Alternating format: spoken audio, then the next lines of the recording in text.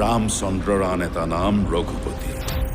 ৰামচন্দ্ৰৰ জন্ম হৈছিল লংকাৰ ৰাৱণ বিনাশ কৰিবলৈ। লংকাৰ ৰাৱণ বিনাশ হ'ল সঁচা, কিন্তু তাৰ পিছত জন্ম হ'ল হেজাৰ হেজাৰ Ravan.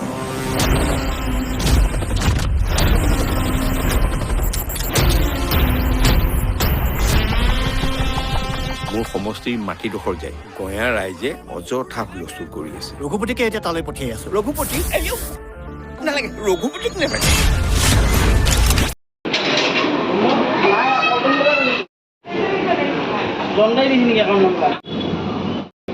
Hey guys, welcome back to another new vlog. So guys, আমি আহিছোঁ গুৱাহাটী পল্টন বজাৰ আৰু এতিয়া আমি যাম গ্ৰেণ্ড চিনেমা হলত। টিকেট লৈ লৈছোঁ দুইটা ৰঘুপতি চাবৰ কাৰণে। অসমীয়া চিনেমা হয় ভাই, চাবতো লাগিবই ন। তো ইয়াতে লগোৱা আছে ৰঘুপতিৰ ডাঙৰকৈ বেনাৰ। তো এতিয়া আমি ওপৰত উঠিম, তো আপোনালোকক দেখাই আছোঁ, চাই থাকিব। ভাল লাগিলে লাইক কমেণ্ট আৰু ছাবস্ক্ৰাইব কৰিব নাপাহৰিব। তো এয়া চিনেমা হল, একেবাৰে ওপৰত চিনেমা হলটো। ইয়াত KFC আছে, আপোনালোকে কিবা কিবি খাব পাৰে। তো মোৰ লগত আছে দীপাংকৰ। আমি উঠি আছোঁ চিনেমা হলত। চ' গাইজ সোমাই যাওঁ এতিয়া আৰু ৰঘুপতি চাই আপোনালোকক জনাই আছোঁ কেনেকুৱা লাগে। চ' গাইজ গৈ আছোঁ ওপৰত চিনেমা হল। আমি চিনেমা হল ক'ৰ পৰা যায়? দাদা চিনেমা হল ক'ৰ পৰা যায়? চ' গাইজ আমি মাৰ্কেটৰ ভিতৰত সোমাইছোঁ, চিনেমা হল যাব লাগে।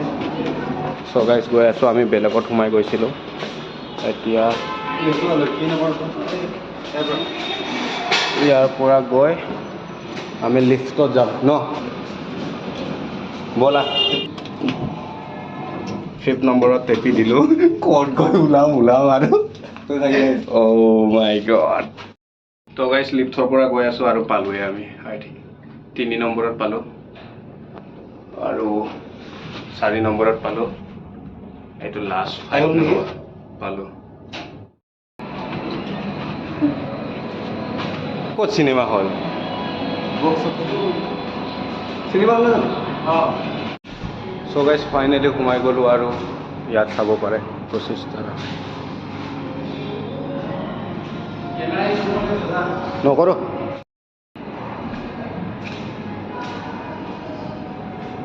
তো গাইজ স্লেম বুক 30 জুনৰ পৰা আহি আছে, পাৰিলে ইয়াকো চাব আহিম। আজি আমি আহিছোঁ ৰঘুপতি চাবৰ কাৰণে আৰু এতিয়াও টাইম বহুত আছে, সেইকাৰণে আমি ইয়াত বহি ল'ম অলপ। হল এতিয়ালৈকে ফুল হোৱা নাই, 1 বজাৰ পৰা শ্ব' আছে, কিন্তু বহুত খালী আছে। সেইকাৰণে আমি ডাইৰেক্ট টিকেট কাটি ল'লোঁ। অনলাইন কৰিবৰ কাৰণে একো প্ৰয়োজন নাই, মানে টিকেট এভেইলেবল আছে। তো আপোনালোকে বি আহিব পাৰে। আমি আছোঁ গুৱাহাটীত, সকলোৱে চাওক অসমীয়া চিনেমা। আজি আমিও চাব আহিছোঁ। আই থিংক বহুত ভাল লাগিব। লগ পাই আছোঁ পাছত। ইয়াত এনেকুৱা এডভাৰটাইজৰ কাৰণে পষ্টাৰ আৰু তাত ফটো মাৰিব পাৰি। আৰু ইয়াতে আমি 2খনমান ফটোও মাৰি ল'লোঁ। আৰু এতিয়াও টাইম আছে আধা ঘণ্টামান। তো আধা ঘণ্টামান আমি ইয়াতে বহি লওঁ, তাৰপাছত চিনেমা চাবৰ কাৰণে যাওঁ। মোৰ এতিয়া নম্বৰ 1 লাগিছিলে মানে দেই। আৰু এতিয়া চাওক চিনেমা হলৰ বাথৰুম কি মজা, আৰু কি মজাকৈ এনেকুৱা কৰি লগাই থৈ দিছে, মানে পেচাব নহয় আকৌ, এইটো বস্তু লগাই থোৱা আছে। কি ধুনীয়া মানে। আৰু লাইটিং, বাথৰুম, অ' মাই গড, অ' মাই গুডনেছ। ইয়াত মুখ চকু ধুব পাৰে। তো গাইজ হলৰ ভিতৰত সোমালোঁ আৰু এতিয়া আমি এনেকৈ বহি আছোঁ। 1 বজাৰ পৰা আৰম্ভ হ'ব। চাই থাকক। अपने आलू गोभी के टेस्ट का सीक्रेट बताएं तब ছাৰ অহাৰ পৰা যে মোৰ হাৰ্টবিট বাঢ়িয়ে থাকিবলৈ লৈছে। অকল তোৰেই নহয়, আমাৰ MLA ছাৰৰো হাৰ্টবিট বাঢ়ি গৈছে। কিয়? প্ৰেমত? হেই ভয়ো।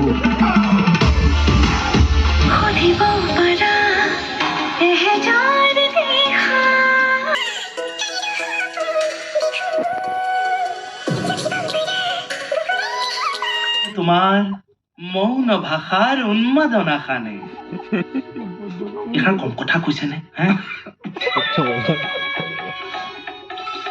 के फायदे आप तक लाने वाले बरसों की रिसर्च से प्योरेस्ट इंग्रेडिएंट से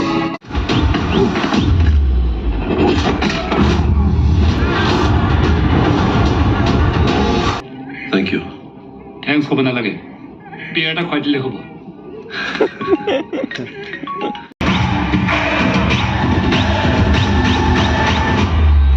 ৰঘুপতি আহি গ'ল